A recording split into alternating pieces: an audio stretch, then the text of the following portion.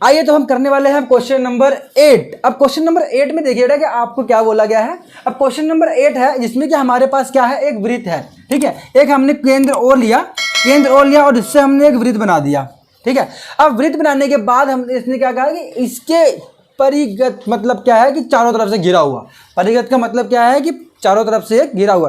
तो परिगत में आपने क्या करना है, चतुर्भुज बनाना है जिसका नाम ABCD दे देना है आपने। चलिए तो मैं कोई आपका ये चतुर्भुज बनाने के लिए मैंने करना है, इसके चारों तरफ से इसको कवर करने के लिए मैंने कुछ ऐसा कर दिया। ये कोई हमारे पास, ये लो, ये हमारे पास कोई क्वेश्चन हो गया, ठीक है। तो हमने इसको कुछ नाम दे दिया ABCD, ठीक है। तो ये हमारा देखो केंद्र तो हमारे फिक्स, ये कोई केंद्र O हो गया। अब उसने क्वेश्चन में आगे बोल के दिया हुआ है कि आपने सिद्ध करना है। सिद्ध करने में आप लिख दीजिए सिद्ध कीजिए, है ना, और सिद्ध कीजिए, हाँ सिद्ध कीजिए।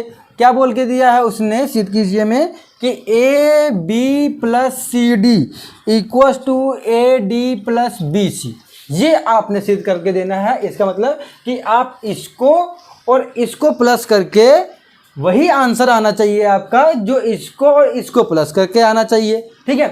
तो उससे पहले देखो, सबसे पहले हमें क्या दिया गया था, ये हमारे पास अगर एक डायग्राम दिया है तो हमने देखो, अगर हमने कोई क्वेश्चन करना है वृत्त हो, वृत्त का ऐसे मतलब इस चैप्टर में ऐसा ही है कि हमने दिया क्या लिखना है। पहले बोला आपको कि कोई भी क्वेश्चन करिए बेटा उसमें गिवन जरूर लिखिए कि क्या गिवन है। उससे थोड़ा सा क्या होता है, एक जो आपको आंसर करने का जो प्रोसेस है वो थोड़ा सा टीचर को लगता है कि हाँ जो आपने आंसर लिखा है वो जेन्युइन आंसर है और आप नॉलेजेबल हो कि हाँ आपको जो फिगर है वो समझ में आ गया है, ठीक है। तो देखो अब हम उसके लिए क्या करते हैं, जैसे क्वेश्चन नंबर ये 8 है, इसको दोबारा पढ़िए। देखिए तो क्वेश्चन नंबर 8 में आपको दोबारा बोला गया कि एक वृत्त के परिगत, तो इसमें क्या बोला गया, तो हमने क्या लिख देना है कि ABCD क्या है, देखो ध्यान से। अब ABCD क्या है, एक O केंद्र वाला। अब O ये हो गया, ठीक है। ABCD में क्या करा मैंने, कोई O केंद्र था जिसमें हमने एक वृत्त बना दिया O केंद्र से वृत्त बनाने के बाद हमने इसके चारों तरफ एक चतुर्भुज बना दिया ठीक है। तो चतुर्भुज बना दिया हमने, चतुर्भुज बनाने जब चारों तरफ बना दिया, क्यों, क्योंकि उसने एक वर्ड बोला परिगत, और परिगत का जो अर्थ होता है वो यही होता है कि कोई भी वृत्त मतलब उसके चारों तरफ से बाउंड्री है, ठीक है। तो O केंद्र वाले वृत्त के, ठीक है, O केंद्र वाले वृत्त के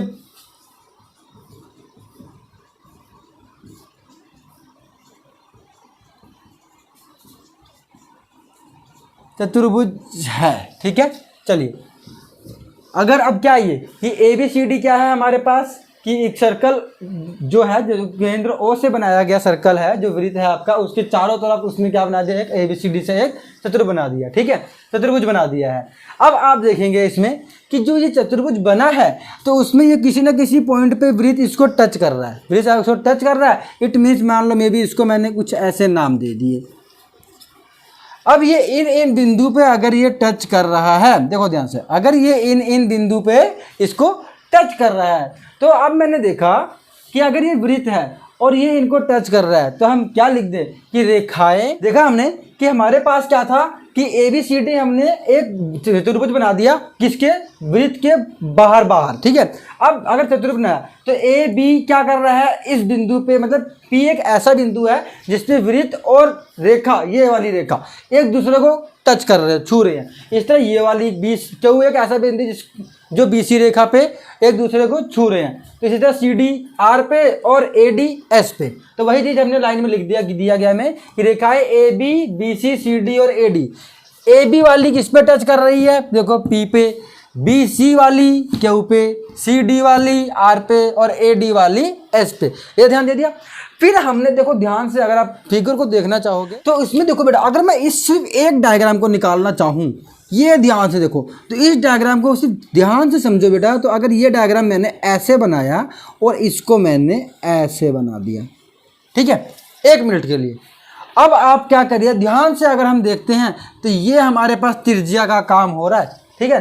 तो अगर मैं देखता हूँ, अगर ये मान के चलूँ ये वृत्त है, देखो ध्यान से, ठीक है, तो ये हो गया बिंदु D, ये हो गया बिंदु R और ये हो गया बिंदु S।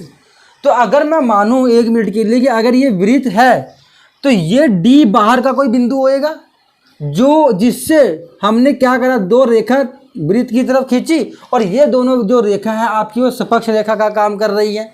सिर्फ मैं इतने पोर्शन की बात कर रहा हूँ अभी, ठीक है, क्योंकि अगर ये पोर्शन समझ में आ गया ना तो बाकी के 4 पोर्शन ऑटोमेटिकली समझ में आएंगे और उतनी जल्दी आपका प्रूफ हो जाएगा। सिर्फ इस फिगर को ध्यान से देखो कि मैंने क्या करा, ये हमारे पास कोई केंद्र O होएगा यहाँ पे, ठीक है, सर्कल का कोई भी केंद्र O है, ठीक है। अगर ये केंद्र O है तो मुझे पता है, देखो जो पिछले क्वेश्चन में डायग्राम करते आए हैं हमारे पास वो डायग्राम कुछ ऐसा होता था, ये O होएगा, ये हमारे पास कोई बिंदु P होता था, ये हमारे पास कुछ हम कर देते थे कि ये Q और ये R कर देते थे। तो वही चीज़ तो बेटा ये भी है, बस ध्यान समझने के देरी है बस, कि D कोई बाहर का कोई बिंदु है जिससे कि हमने एक टेंजेंट, एक सपक्ष रेखा यहाँ खींची और एक सपक्ष रेखा यहाँ खींचा, ठीक है। जैसे हमने पहले थ्योरम में भी किया था, तो मैंने क्या लिखा कि देखो अब मैं आगे देखता हूँ, जितना मैं D से R जाऊंगा उतना ही D से S आने वाला हूँ, जितना मैं D से R जाऊंगा उतना ही D से S आने वाला हूँ, ठीक है। जितना D से मैं R जा रहा हूँ उतना ही D से S आने वाला हूँ। और फिर देखो ध्यान से, फिर मैंने देखा कि R किसको फॉलो कर रहा है, देखो ध्यान से, ये C को, तो R को R के नीचे, तो मैं क्या लिखूंगा, जितना मैं C से R जाऊंगा उतना ही C से Q आने वाला हूँ। देखो C से R जितना डिस्टेंस है उतना ही C से Q आने वाला है। वो क्यों? क्योंकि हमें एक रीजन पता है कि बाहरी बिंदु से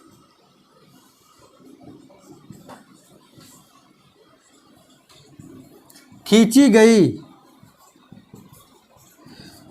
सपक्ष रेखा की लंबाई समान होती है, ठीक है, रेखा की लंबाई समान होती है। इसकी हमने थ्योरम भी की हुई है, ठीक है, उसके हम प्रूफ भी कर सकते हैं, थ्योरम वाला पार्ट भी इसका हमने अपलोड किया हुआ है, आप उसको भी देख सकते हैं कि ये हमने थ्योरम इसकी करी हुई है। तो देखो क्यों, क्योंकि देखो अगर ये चीज़ जहाँ जो इतनी यहाँ से यहाँ लंबाई है वही लंबाई यहाँ से यहाँ है, तो वही चीज़ देखो इसमें, तो अब वही डायग्राम आके देखो कि जो दूरी D से S जाएगी उतनी ही D से R, इसका मतलब जो दूरी C से R जाएगी वही C से Q। तो ये लाइन लिखने के बाद आपने फिर से यही रीजन दोबारा से लिख देना, ठीक है। फिर हमने देखा CQ, अब CQ पूरा कब होगा, BQ पे, तो मतलब CQ वाली जगह पे ही आपने नीचे BQ लिखना है, और BQ जितना B से Q जाना है उतना ही हमने B से P पे आना है, ठीक है। अब BP देख लिया, तो हमने देखा जितना AP उतना ही AS, पर लिखना कैसे है, P को P के नीचे लिखना है। देखो BP के नीचे ही AP को लिखिए, नहीं तो क्वेश्चन में गलत हो जाएगा। AP = AS, तो आपने क्या करना है, इस एक को समीकरण 1, समीकरण 2, समीकरण 3, समीकरण 4, और ये सब में हर उसमें आपने ये रीजन लिख देना है, ठीक है। फिर आपने क्या करना है, एक समीकरण 1 जमा समीकरण 2 जमा समीकरण 3 जमा समीकरण 4, ठीक है, इन सारे समीकरण को जोड़ देना है। अब जोड़ने का तरीका देखिए बेटा, कि सबसे पहले इक्वल, जो बराबर का साइन है बराबर का साइन बनाइए, और जो आपके लेफ्ट में है उसको लेफ्ट में लिख दीजिए, और जो आपके राइट में है वो राइट में। तो देखो लेफ्ट के लिए क्या करना है, DR + CR + BP + AP, और अगर मैं राइट की बात करता हूँ तो DS + CQ + BQ + AS, ठीक है। अब ध्यान से अगर आप देखोगे DR + CR, ध्यान से देखो आधे वापस फिर डायग्राम में, DR + CR, और इन सब दोनों को मिला के मैं लिख सकता हूँ CD, ठीक है। चलिए फिर ये वाला प्लस BP + AP, आ जाइए AP + BP, ठीक है, और इन दोनों को अगर मैं ऐड करूंगा तो मेरे पास एक लाइन बनती है AB, तो मैंने यहाँ पे लिख दिया AB। तो आप ध्यान से देखेंगे, अब इतना कर लिया तो आप आ जाइए, देखिए सिद्ध कीजिएगा, आपका लेफ्ट वाला साइड अब आ गया बेटा यहाँ पे, और प्लस का केस है तो आगे पीछे हम कर सकते हैं, ठीक है, ये प्लस केस में फर्क नहीं पड़ता। अब हमने ये बनाना है, इसके लिए देखिए हमने क्या करा, CQ और BQ को, Q और Q को ऐड करिए, देखो CQ + BQ, और इनको ऐड करेंगे तो ये हमारे पास बनने वाला है CB, तो आपने यहाँ पे लिख दिया CB, ठीक है। और DS, देखो DS और AS कहाँ पे है, ये DS और AS, तो टोटल दूरी कितनी हो गई AD, तो हमने यहाँ पे लिख दिया AD। और इक्वल टू की जगह इक्वल टू, और यही हमारा प्रूव हो गया। तो आप लिख दीजिए हेंस प्रूव, सिद्ध हुआ। चलिए अब हम करने वाले हैं क्वेश्चन, जैसे हमने अभी पहले हमने करा क्वेश्चन नंबर 8, अब हम करेंगे क्वेश्चन नंबर 11, ठीक है। पर क्वेश्चन नंबर 11 आप सोचोगे कि सर बीच में ये क्वेश्चन नंबर 9 नहीं कराया आपने, क्वेश्चन नंबर 10 नहीं कराया, सीधा 11 पे आ गए। तो बेटा ये वृत्त है, ये आपका सर्कल का टॉपिक, ये बहुत ही इंटरेस्टिंग है। हमें हर क्वेश्चन को ना दूसरे से लिंक लेके चलना है हमेशा, कि किस क्वेश्चन का लिंक किससे है। क्योंकि क्या होगा जब हम लिंक वाइज काम करेंगे ना, देखो अब मैं बीच में अब 8 के बाद मैं 9 गया था, तो 9 का इस जो 8 वाला क्वेश्चन है उसका कोई कनेक्शन ही नहीं है आपस में उतना, मेन चक्कर। अब हमने 8 के बाद 11 करा, क्यों? क्योंकि हमें पता है जो हमने 8 क्वेश्चन किया था उसमें हमने सारे को A B plus C D जो हमने था कि दो साइड को प्लस करके जो इक्वल है और बाकी की दो साइड को हमने कर दिया था, सॉल्व किया था इक्वल टू। बट इसमें भी हमने क्या करना है, देखो कि ये सेम प्रोसेस है। इसमें भी क्या बोला गया क्वेश्चन में कि आपके पास कोई एक सर्कल है, सेंटर से सर्कल से हमने सेंटर ओ लिया और सर्कल वृत्त बना दिया आपका, और वृत्त के चारों ओर जो है एक समांतर चतुर्भुज बनाया। समांतर चतुर्भुज हो गया। अगर समांतर चतुर्भुज है तो इसका मतलब क्या हो गया, देखो ध्यान से, समांतर चतुर्भुज हो गया, ठीक है। अब समांतर चतुर्भुज में हमने क्या देखना था कि इसमें इसने क्या बोल के दिया कि ABCD एक चतुर्भुज है जो केंद्र O वाले वृत्त के परिगत है, ठीक है। अब हमने क्या करना है, इसको एक नाम दे देना है कोई ABCD। देखो लास्ट टाइम भी हमने 8th क्वेश्चन में भी तो यही किया था, ABCD एक नाम दिया, ठीक है। तो ABCD जो हमने एक नाम दिया इसमें, चलिए बेटा, ठीक है। तो हमने क्या सीखा इसमें कि हमारे पास एक ABCD एक क्या है, ABCD एक हमारे पास समचतुर्भुज है जो कि केंद्र O से बने वृत्त को चारों तरफ से टच कर रहा है, ठीक है। और ABCD इस बार जो चतुर्भुज है वो कैसा चतुर्भुज है, समांतर चतुर्भुज है। और अगर समांतर चतुर्भुज है ना तो हमें पता है बेटा कि समांतर चतुर्भुज में क्या होने वाला है कि आमने सामने वाली दो भुजाएं बराबर होती हैं और ये वाली दोनों भुजाएं आपस में बराबर होने वाली है, ठीक है। तो देखो ये दोनों, ये काम हो गया समांतर चतुर्भुज का, मतलब ये आपको दिया गया है, और दिया गया है तो सबसे पहले दिया गया को हम यहाँ ना लिख के कहाँ लिखते हैं, सबसे ऊपर दिया गया लिखेंगे हम कि AB बराबर, ठीक है ना, AB बराबर में क्या है CD, ठीक है। और क्या दिया हमें, AD बराबर में CB BC जो भी है, ठीक है। ये हमें गिवन था। चलो ये सारी चीज़ हमें गिवन होने लगी। अब उसके बाद हमने देखा कि जब ABCD हमने चतुर्भुज बना लिया, ठीक है, वो भी समांतर चतुर्भुज बोल के दिया। समांतर चतुर्भुज का मैंने बता दिया कि समांतर चतुर्भुज क्या हो गया कि आमने सामने वाली जो भुजाएं हैं वो दोनों की दोनों एक दूसरे के बराबर होने वाली है, ठीक है। अब मैंने देखा कि जब हमने वृत्त के बाहर हमने चतुर्भुज बनाया तो वो किसी न किसी पॉइंट पे कहीं ना हर लाइन पे टच कर रहा था। तो हमने मान लिया इस बिंदु को P दे दिया, इसको Q R और इस वाले बिंदु को S दे दिया। तो हमने वही एक लाइन लिख दी कि रेखाएं AB, ये देखो AB, ठीक है ना, फिर ये BC, ये देखो, फिर CD ये वाली, और AD ये वाली। ये क्या कर रही है हमेशा, P AB जो है बिंदु P पे, सर्कल जो है AB लाइन पे बिंदु P पे लाइन को छू रहा है, ठीक है। कि सर्कल जो है, ये जो हमारा वृत्त है P बिंदु पर AB लाइन जो है एक दूसरे को ये टच कर रही है। इसी तरह जो हमारी BC रेखा है, BC रेखा कौन सी, ये वाली, वो बिंदु Q पर, ठीक है ना। इसी तरह हम देख सकते हैं CD जो है वो बिंदु R पर, और ठीक है, और AD जो है बिंदु S पर ये कर रही है, एक दूसरे को टच कर रही है। तो हमने क्या कह दिया है कि अब हमने सिद्ध करके देना है कि ये समचतुर्भुज है। समचतुर्भुज का मतलब क्या हो गया बेटा कि ये आपने ये सिद्ध करके देना है कि ये एक दूसरे के बराबर है। ये क्या है, ये सारी की सारी भुजाएं, मतलब ये इसके बराबर, ये इसके बराबर, ये इसके बराबर, ठीक है।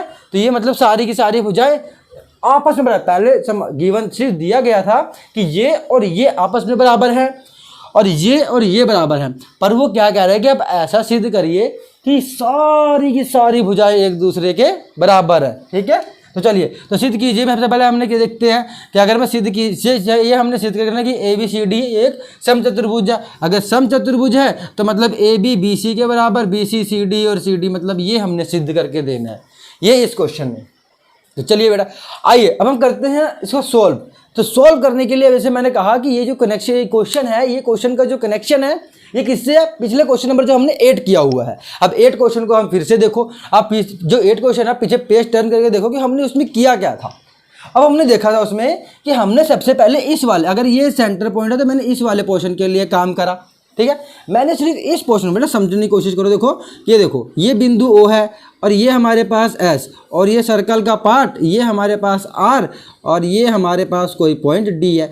अगर मैं ये देखता हूँ, देखो डी एक ऐसा पॉइंट है, डी एक आपका ऐसा बिंदु है जो बाहर की तरफ है, ठीक है, और वृत्त के दोनों तरफ से टच कर रहा है। और हमें पता है कि अगर ये डी बाहरी बिंदु है और वृत्त के दो तरफ से ये टच कर रहा है तो दोनों की दूरी भी समान होने वाली है। तो हम लिख सकते हैं कि देखो डी एस बराबर में डी आर, ठीक है ना। क्यों? वृत्त का वही टॉपिक, ये समान दूरी होती है हमेशा कि अगर बाहरी बिंदु से कोई, जब हम कोई बिंदु से हम दो रेखा खिलाते हैं, किसी वृत्त में टच कराते हैं तो दोनों की दूरी जो होती है वो समान होती है, ठीक है। तो इसी तरह अगर मैंने देखो लास्ट क्वेश्चन में हमने क्या था, डी एस बराबर डी आर, डी एस बराबर में डी आर। अब हमने देखा कि हमने आर के नीचे आर ही लिखना है, आर के नीचे आर लिखना है। तो इसका मतलब क्या हो गया कि आर को कौन पूरा कर रहा है, सी और आर, तो आर डी आर के नीचे सी आर लिख दीजिए और सी आर किसके इक्वल है, सी क्यू के, तो आप सी क्यू लिख दीजिए। अब हमने क्या करना है, सी क्यू को पूरा करना है, और सी क्यू को पूरा कौन करने वाला है, बी और क्यू। बी और क्यू देखो ये, तो बी क्यू को आप सी क्यू के नीचे लिखिए और ये दूसरा वाला इसके तो इक्वल है ही है, ठीक है। फिर हमने देखा कि P, BP को कौन पूरा करेगा, देखो ये AP, तो BP के नीचे हमने AP लिखा और दूसरा वाला हमने AS के नीचे लिखा, ठीक है। और हमने पिछली बार भी जो आपको हमने कहा था कि ये इसको आप कुछ समीकरण दे दीजिए 1 2, तो ये 3, ये 4, ये 5 और ये 6, ठीक है, ये आपने समीकरण दे दिए, ठीक है। चलिए अब ये अगर आपने समीकरण दे दिए और वो रीजन जैसे मैंने क्वेश्चन नंबर 8 में आप लोगों को लिखाया हुआ है वही रीजन आप फिर से लिख दीजिए कि बाहरी बिंदु से जो हम सपक्ष रेखाएं होती है वो एक दूसरे के समान होती है। पिछले क्वेश्चन नंबर 8 मैंने यहाँ पे आपको लिख के दिया हुआ है, वो आपने हर एक में रीजन लिखना है, ठीक है। ऐसे नहीं कि आप सिर्फ डी वाले में लिख दो बाकी में ये ऐसे ऐसे कर दो, तो बेटा ये बोर्ड की परीक्षा है, ठीक है। कहीं आप इसको मजाक ले रहे हो, कॉमेडी समझ के कर रहे हो कि सर वो टाइम लगता है, कुछ आप लिखिए, क्योंकि आपने क्या करना है बोर्ड की परीक्षा में सिर्फ किसी भी चैप्टर का बेटा एक ही क्वेश्चन करना होता है, ठीक है। तो आप उसको क्या करिए कि जैसे कि हमने ये लिखा, हर एक चीज़ का कोई कारण होता है। हम धरती पे पैदा हुए तो हमारा भी कोई कारण नहीं है, ऐसा नहीं है कि रोज़ उठना है, सोना है, खाना और मस्त मार के सो जाना है, ठीक है। तो इसीलिए तो हमने क्या करना है, हर एक में यहाँ पे भी रीजन लिखिए। देखिए क्वेश्चन नंबर 8 मैंने हर एक का रीजन भी आपको मेंशन करके दिया, भले ही सेम रीजन है। इसमें देखो मैंने क्या दिखाया था, इन दोनों में बिंदु में कौन कॉमन है, डी, तो यहाँ पे डी आ जाएगा। इन दोनों में कौन था, सी, तो लास्ट में यहाँ पे सी कर देना। इन दोनों में कौन है, बी, तो इन दोनों में कौन है, ए, ठीक है। चलो इतना होने के बाद हमने क्या सीखा कि हमने फिर इसको जोड़ा था, तो हमने लिखा था एक समीकरण 3 जमा समीकरण 4 जमा समीकरण 5 जमा समीकरण 6, ठीक है। अब हमने इसको जोड़ना है, तो जोड़ने का तरीका मैंने बताया ना, सबसे पहले आप इक्वल टू बनाइए, लेफ्ट वाले को लेफ्ट में, ठीक है, लेफ्ट वाले को लेफ्ट में होना है आप सारे के सारे, ठीक है, और राइट वाले को राइट में होना है, ठीक है। तो इसमें क्या प्रॉब्लम है आपको बताओ। अब देखो मैंने क्या सिखाया था कि आपने इस लाइन को पूरा करना है, और हमें पता है कि ये देखो जब ये दोनों ऐड होंगे तभी। तो मैंने देखा कि अगर मैं इसकी बात करता हूँ सी क्यू और बी क्यू को, देखो सी क्यू बी क्यू, यहाँ पे आ जाओ बेटा, सी क्यू और यह हमने प्लस कर दिया बी क्यू। सी क्यू और बी क्यू को अगर हम प्लस करते हैं तो इसको हम क्या लिख सकते हैं, बी सी, ठीक है। चलो BC लिख दिया, पर अब हमने देखा यहाँ पे DS है और ये AS है और प्लस का केस है, देखिए तो DS कहाँ बैठा है, देखो ये DS, ठीक है, और ये हमारे पास AS बैठे हैं, ठीक है, और A और D इसको बना देंगे तो हमने इन दोनों को मिला के, ये देखो ध्यान से, ये दोनों को हमने ऐड कर दिया और हमने लिख दिया प्लस में AD इक्वल टू आ जाइए अब ध्यान से, ठीक है। अगर मैं इक्वल टू आ गया तो हमने क्या करना, देखो DR plus CR, DR plus CR को मैं CD लिख सकता हूँ और प्लस BP प्लस AP को मैं क्या लिख दूँ, AB लिख सकता हूँ, ठीक है।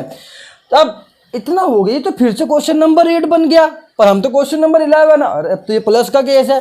अब हमने तो इसको सबको सिद्ध कैसे करेंगे, सारी भुजाएं बराबर हैं। चलिए उसके लिए घबराने वाली कोई बात नहीं है। हमने क्या करना है, देखो यहाँ पे आप ऊपर आ जाओ, BC कनेक्शन कहाँ बैठा है, देखो BC साहब यहाँ बैठे हैं हमारे, तो BC को आप AD लिख दीजिए साथ में, ये हमने लिखा AD, तो AD और ये वाला AD प्लस। इसी तरह CD को हमने लिख लिया और CD का देखो, CD का फैमिली मेंबर देखो यहाँ पे लिख दिया हमने AB और लिख दिया समीकरण 1 समीकरण 2 के प्रयोग द्वारा, ठीक है। अब हमने ये लिख दिया, तो हमने देखा कि हमने हमने देखा कि यहाँ से आ जाइए, हम यहाँ पे कर लेते थोड़ा सा बस, और हो गया क्वेश्चन ये कि हमने देखा ये बन गया हमारे पास 2AD, और दूसरा वाला बन गया हमारे पास, इसको हमने AB को हमने CD लिख दिया है कि यहाँ पे CD लिखना था, तो CD लिखने के बाद यहाँ पे बन गया 2CD।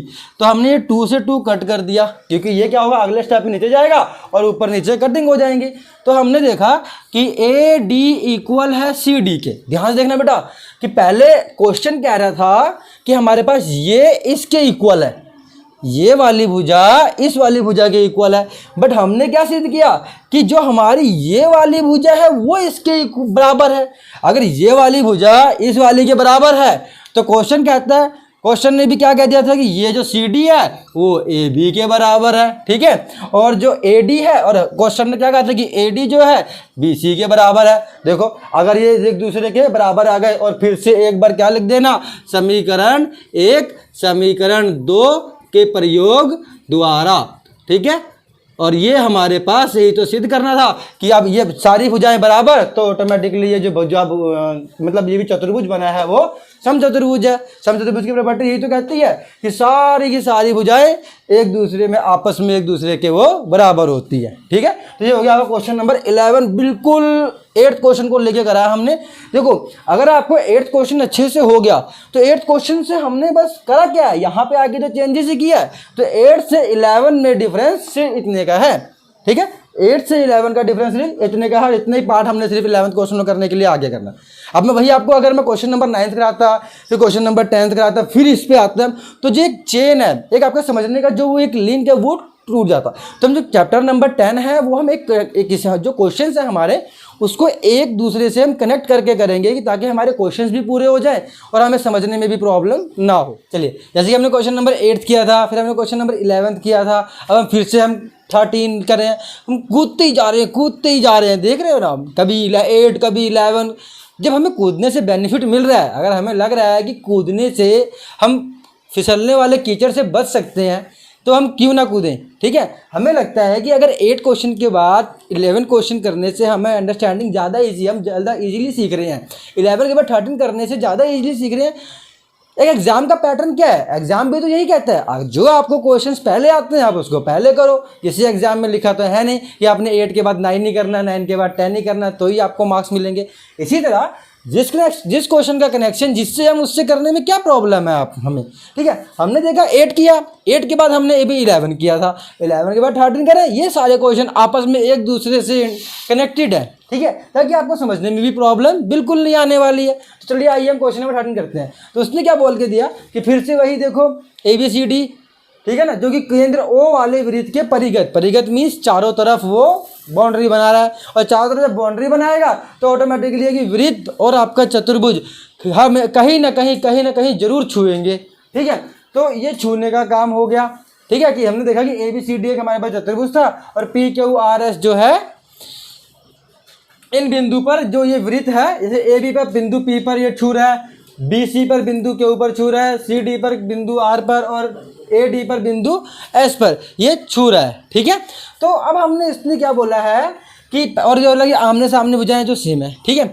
तो उसने क्या बोला कि जो इनके मध्य बिंदु से होने वाले जो कोण बन रहे हैं, मतलब अगर हम देखेंगे तो अब देखो मध्य बिंदु से तो कोण कैसे बन रहे हैं, या तो एक बार ऐसे बनने वाले हैं, देखो ध्यान से बेटा, ठीक है। तो हम लिख सकते हैं, या तो हम क्या कहते हैं कि COD AOB इन दोनों को प्लस करो तो हमारे पास संपूर्ण का मतलब इक्वल टू 180 डिग्री बनना चाहिए, ठीक है। या तो आप क्या करो, इसको आप प्लस इसको और इसको जोड़ोगे तो आपके पास 180 आना चाहिए, या तो आप फिर इस वाले और इस वाले को जोड़कर आप 180 बना लो। तो मतलब एग्जामिनर कह रहा है कि मिड पॉइंट से जो भी आपके दो एंगल्स बन रहे हैं इनको जोड़कर आपने 180 डिग्री का कोण बनाना है। तो चलिए हम शुरू करते हैं क्वेश्चन नंबर 13।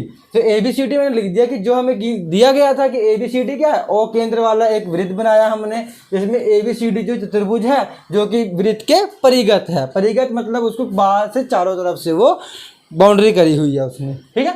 और आपने ये शो करके, मैंने चलो ये ले लिया, मैंने लिया कि AOB COD इन दोनों को प्लस करने पर 180 डिग्री आ रहा है, ठीक है। आप भी कर सकते हो, आप यानी ये लिया है आप ये लेके भी कर सकते हो, हमने किसी भी दोनों में से किसी भी एक को आप शो कर दो वो आपका आंसर आ जाएगा।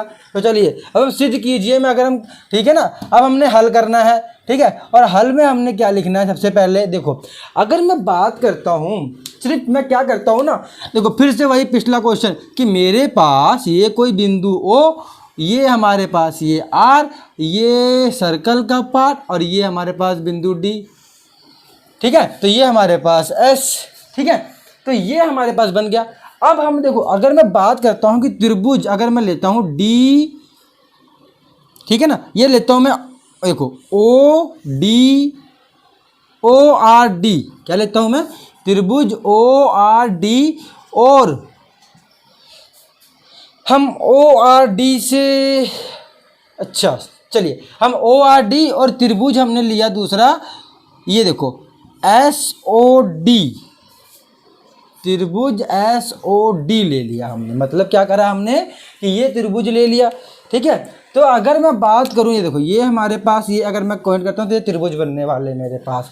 तो मैंने देखा कि जितना, देखो ध्यान से, कि जितना डी से आर जाएंगे उतना ही डी से एस, और इसमें देखो और ध्यान से बेटा 6 और 7, तो हमने यहाँ पे 6 और 7 भी ले लिया, ठीक है। फिर मैंने देखा कि देखो जितना मैं डी से आर जा रहा हूँ उतना ही मैं डी से एस आ रहा हूँ, और वही लाइन कि बाहरम बिंदु और ये दोनों तरफ से टच कर रहा है, इट मीन्स ये दोनों की दूरी क्या होने वाली है, समान। तो वही क्वेश्चन नंबर 8 का रीजन बाहरम बिंदु से लिया गया, जो भी दो बिंदु होते हैं सपक्ष विद्युत के सपक्ष रेखाएं पे वो दोनों एक दूसरे के समान होते हैं, वही क्वेश्चन नंबर 8 वाला रीजन, ठीक है। फिर हमने लिखा कि ओ एस बराबर ओ आर, ओ एस बराबर ओ आर। अब आप देखेंगे बेटा अगर ये वृत्त था तो वृत्त की प्रॉपर्टी जब मैंने इंडक्शन वाला पार्ट कराया था तो उसमें मैंने क्या सिखाया था आपको कि अगर ये वृत्त है तो अगर ये केंद्र होएगा तो ये वाली दूरी को अगर हम आर कहते हैं तो ये भी आर होता है, ये भी आर होता है, ये भी आर होता है, ये भी आर, तो इट मीन्स ये दोनों के दोनों आर। तो हम लिख देंगे कि ओ एस बराबर ओ आर, और जो कि क्या है हमारी त्रिज्या, ठीक है। चलो, और हमने देखा कि ओ डी बराबर लिख देंगे, ओ डी बराबर ओ डी हो गया, और ये क्या लिख देंगे हम, समान है एक दूसरे के, ठीक है। चलो, जब मैंने देखा अगर ये समान है तो दोनों के दोनों त्रिभुज क्या हो गए, ओ आर डी, और ये त्रिभुज एस ओ डी, दोनों स्वार्गसम प्रूव हो गया। अगर ये स्वार्गसम सिद्ध हो गया है इसका मतलब क्या हो गया कि ओ आर डी बराबर है त्रिभुज एस ओ डी के।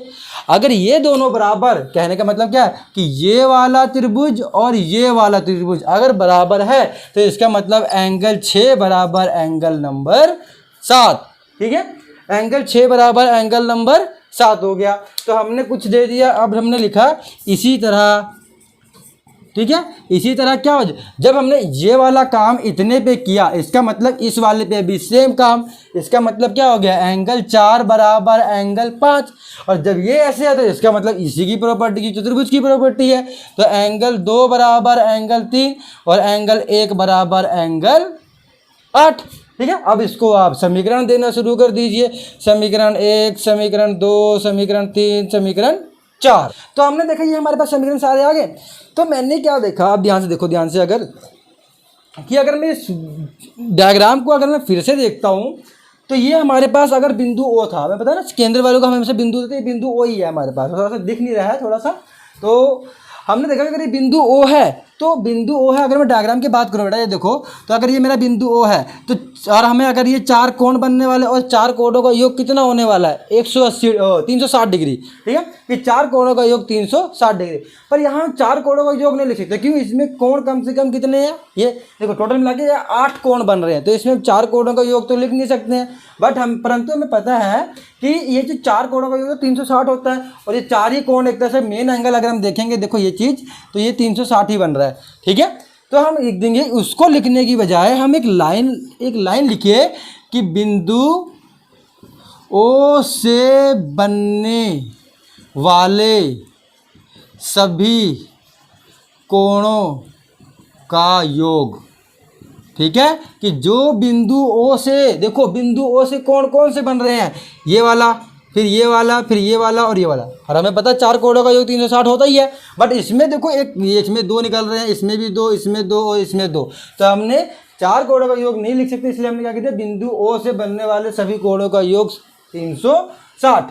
अब 360 तो लिख दिया, पर अब देखो फिर हमने देखा कि बिंदु ओ पे अगर सभी कोण कौन से हैं, ये सारे, तो हमने लिखा angle 1, angle 2, angle 3, angle 4, angle 5, angle 6, angle 7, plus angle 8 equals to 360। अब हमने ये लिख दिया, ठीक है बेटा। अब अगर आप देखो हमने सिद्ध क्या करना है, ए ओ बी। अब ए ओ बी कहाँ है, देखो ध्यान से, ये रहा हमारे पास ए ओ बी। ए ओ बी ध्यान देखो बेटा, ए ओ बी में कौन से कौन आ रहे हैं, 1 और 2। तो हमने 1 और 2 मतलब इसमें 1 और 2 को आपने क्या करना है, सेम उतार दो। पहले तो हमने ये लो 1 प्लस एंगल 2 लिख दिया। फिर दूसरा एंगल कौन सा है, सी ओ डी। सी ओ डी में कौन होने वाला है, 5 और 6। तो हमने 5 और 6 को भी हमने क्या करा, सेम उतार दिया, ठीक है। अब बच गया 3, 4, 7 और 8। तो अब ध्यान देखो, तो हमने इनको इन्हीं के अकॉर्डिंग चेंज करना है। तो 3 देखो किसके साथ में है, 3 किसके साथ में है, 2 में। तो 3 को यहाँ देखो, 3 को हम 2 लिख सकते हैं। तो हमने 3 वाले को 2 लिख दिया। और 4 वाले को देखो ध्यान से, 4 कहाँ, ये रहा। 4 वाले को क्या लिख सकते हैं, 5 लिख सकते हैं, ठीक है। यह 7 है ना, तो हमने इनके अकॉर्डिंग चेंज। 6 वाले को देखो क्या लिख सकते हैं हम, 6 कहाँ है, ये रहा। 6 वाले को हम 7 वाले को हम 6 लिख सकते हैं, ठीक है। और 8 वाले को देखो ध्यान से, 8 कहाँ पे है, ये रहा। तो 8 वाले को हम फिर से 1 लिख सकते हैं, ठीक है। और लिख देंगे समीकरण 1, समीकरण 2, समीकरण 3, समीकरण 4 के प्रयोग द्वारा, ठीक है। ये हमने इतना कर दिया। अब इतना करने के बाद आप देखो कि एंगल 1 भी 2 बार, एंगल 2 भी 2 बार, एंगल 5 और एंगल 6 2 बार है सारे। तो मैंने लिख दिया 2 angle 1 plus 2 angle 2 plus 2 angle 5 और plus 2 angle 6 equal to 360 degree. इतना हो गया। चलिए, तो 360 डिग्री हो गया। तो 2 मैंने सब में से कॉमन निकाला, एंगल 1, एंगल 2, एंगल 5, एंगल 6, ठीक है, 360 डिग्री। अब मुझे पता है कि ये 2 मैंने इधर ले आके नीचे कर देना है। तो angle 1 plus angle 2 angle 5 angle 6 equal to में लिखा 360/2 मतलब 180 डिग्री। तो आ गया। देखो अब मुझे तो पर 1, 2 तो चाहिए ही नहीं है, मुझे तो क्या चाहिए, ए O B C O D. तो देखो ध्यान से बेटा, ए ओ बी कौन बना रहा है, 1 और 2 मतलब इन दोनों को मिला के आप लोगों ने क्या लिख देना है, angle A O B plus इन दोनों को मिला के लिख देना है angle C O D equals to 180 degree. और यही तो हमने सिद्ध करना था।